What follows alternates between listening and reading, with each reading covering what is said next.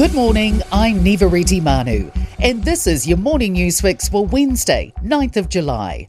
In this update, confidence real estate agents will still be able to sniff out dodgy deals under new laws. The government's making it easier to sell property held in a family trust in its latest revamp of anti-money laundering policies. The process will require far less information about a trust's history and transactions.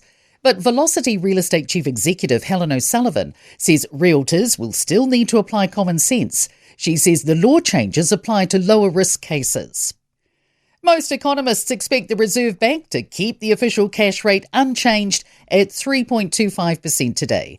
However, a 25 basis point cut remains a possibility. Several factors are weighing on the central bank's 2 p.m. decision. Economic recovery is slow and unemployment remains relatively high, but inflation is picking up again. Global uncertainty also continues as Donald Trump prepares to once again raise tariffs against some of its major trading partners. Concern over the government's exclusion of ethical issues in its announcement about artificial intelligence. Science Minister Shane Reti says it's pushing ahead with the technology with the unveiling of the country's first AI strategy. He's hoping to see a boost in the GDP to the tune of $78 billion thanks to AI. But Victoria University's Andrew Lenson is worried about the bias artificial intelligence could have against certain groups of people. Anything that's using decision-making around people is always a very dangerous thing because it can be very hard to verify whether or not it's treating people fairly or not. Police say Exjustice Minister Kitty Allen was verbally abusive and accused officers of a political stunt while being arrested for drink driving.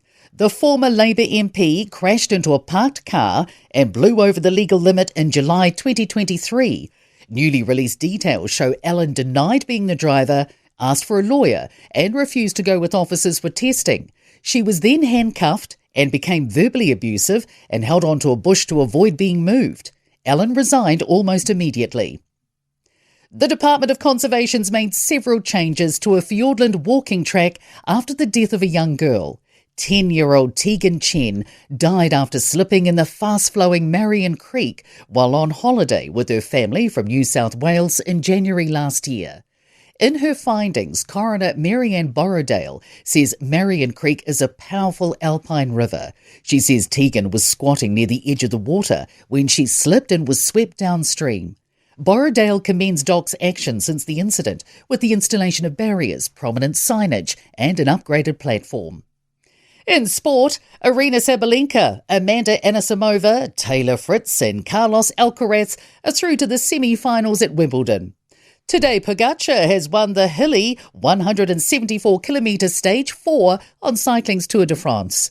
Tanner Boyd has replaced the injured Luke Metcalf in the Warriors 7 jersey for Sunday's NRL match against the Tigers. South Africa have completed an innings and 236-run victory over Zimbabwe on the third day of their second cricket test to sweep the 2-match series in Bulawayo. I'm Nivariti Manu, and that's your latest news fix. We'll be back with the next update at midday from the Newstalk ZB newsroom.